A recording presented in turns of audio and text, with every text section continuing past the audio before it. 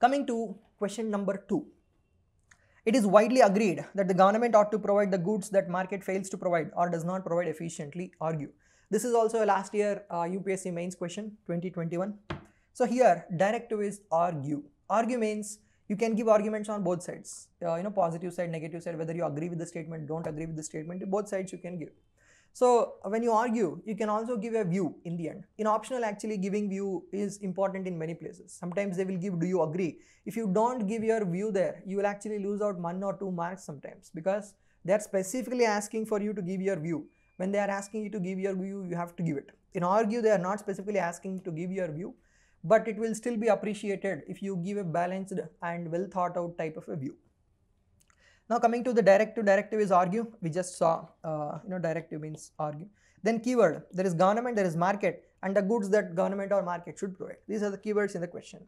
So what do you write in this? Basically, this whole, if you have studied first unit properly, this whole paradigm comes in public choice approach. And public choice approach states that government has to roll back and market has to take over, because government also fails. Market may fail sometimes, government fails, many times. So because of this reason, government should take a back seat and market should do, you can say, most of the work.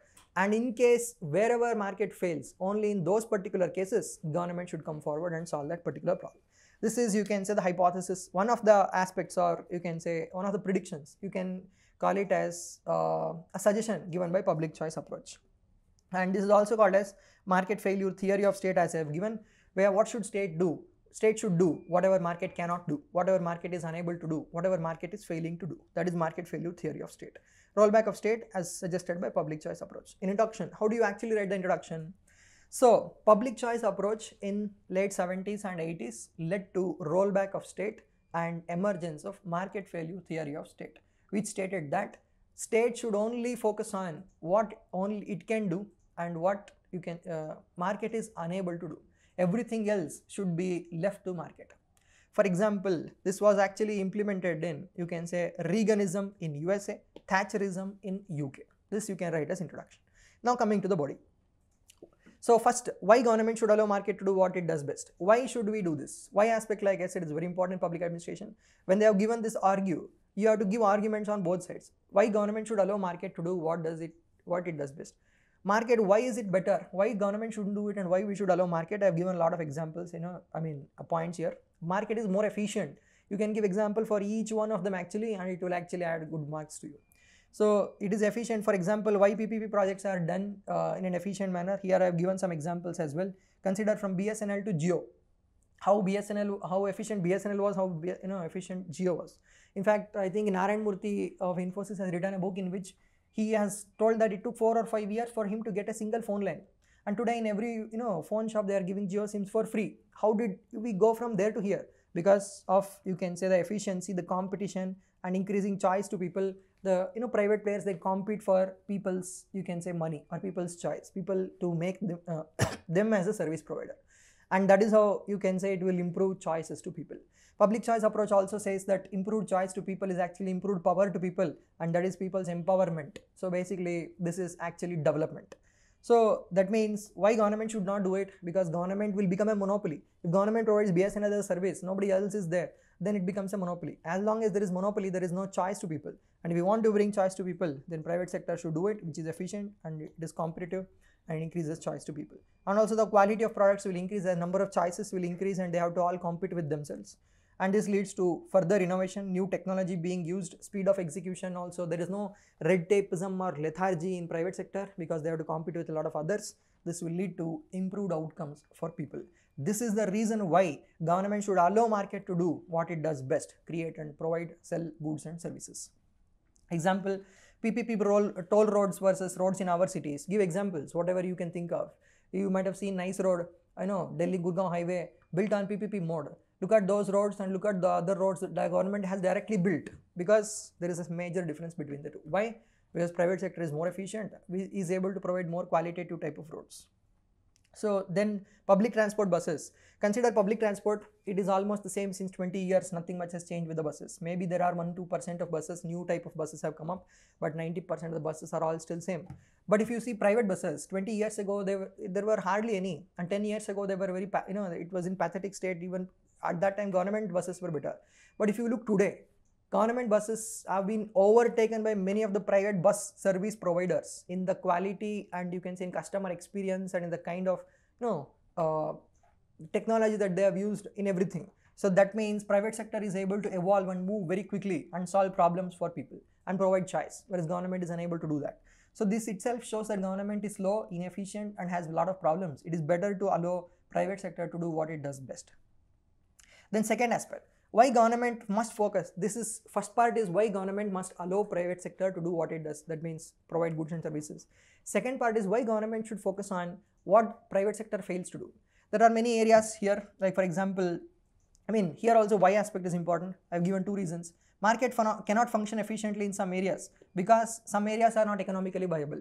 I have given some example. For example, welfare of vulnerable sections. If there are some differently abled people or if there are some considered aged people, it may not always be profitable for private sector to take care of them.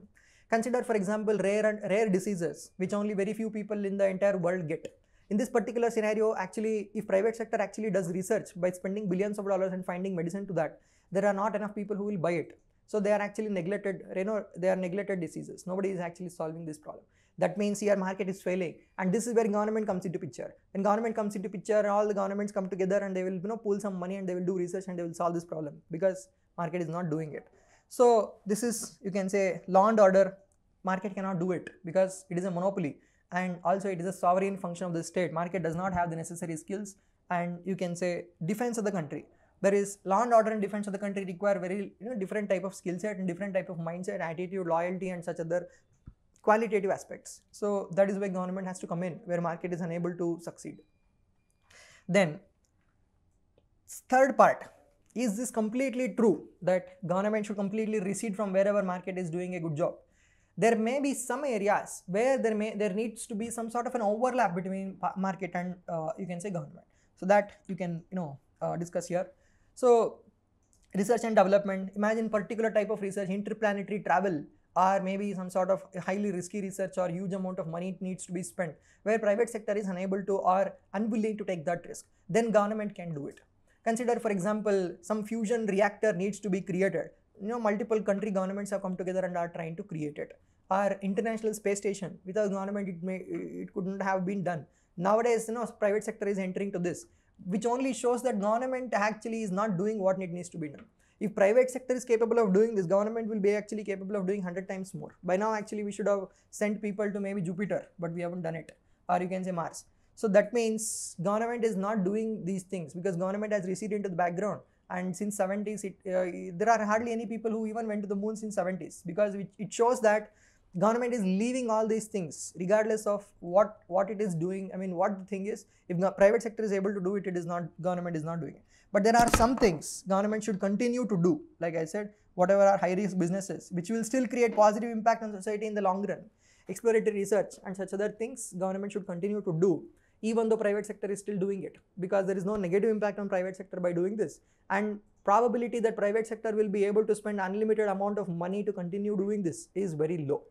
So this way you can take a balanced stand. This is to some extent this is true, but there is a counter, you can say, argument as well. So in conclusion, what we can write, the state rollback has to happen to a large extent where market is doing its job well, but there must be exceptions where government and market coexist for the benefit of people in some areas. Like I said, we are agreeing to the statement largely, but there are some exceptions, like we have given already examples. The government must focus most of its resources in areas where market is unable to provide goods and services, and little bit of resources in this area where there may be overlap between government and market as well. So this is the end of second answer. Thank you.